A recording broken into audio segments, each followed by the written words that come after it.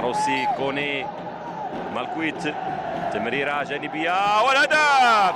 والهدف الأول لفائدة فريق المغرب الفاسي. اللاعب سانتوس بتسديدة مباشرة يباغت دفاع فريق حسنية أكادير ويسجل أولى أهداف المباراة.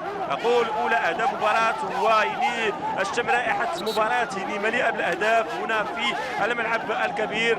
الهدف الأول لفائدة فريق المغرب الفاسي. اللاعب سانتوس بتسديدة مباشرة غارضة الدفاع وغارضة الحارس الأحمدي. إذن هدف دون مقابل في حدود الدقيقة العاشرة. نتابع الإعادة مباشرة.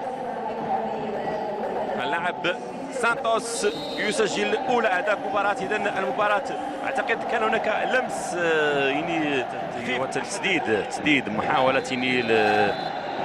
وماذا هناك ضربة جزاء أعتقد. هناك ضربة جزاء أعتقد لفائدة فريق المغرب الفاسي. لمسة يد للاعب محسن العشير والحكم خالد النوني، وتحول مثير في مسار هذه الفاسي قائمة في هذه اللحظات أيضا.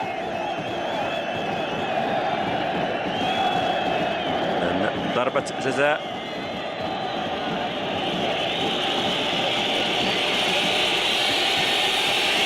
فهد الأحمدي في المواجهة،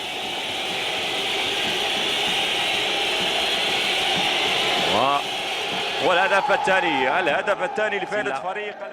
تمريرة جانبية جميلة جدا، محاولة ضربة رأسية، ما زالت المحاولة لفائدة فريق الحسنية. والهدف الأول لفائدة فريق حسنية أكادير. أعتقد أنه اللاعب المهدي بالله هو الذي يسجل الهدف الأول لفائدة فريق حسنية أكادير.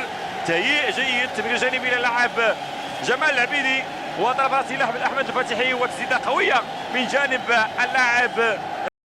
هذه اللحظات الضاغطة، المحاولة والإبعاد من طرف الدفاع، تبعد الكرة والكرة مازال هناك. والهدف لفائدة فريق حسنية أكادير.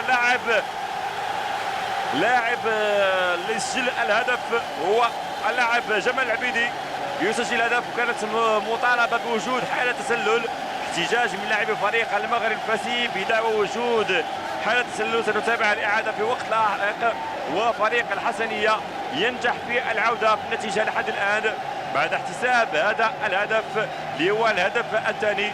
والإحصائيات تؤكد أن فريق حسنية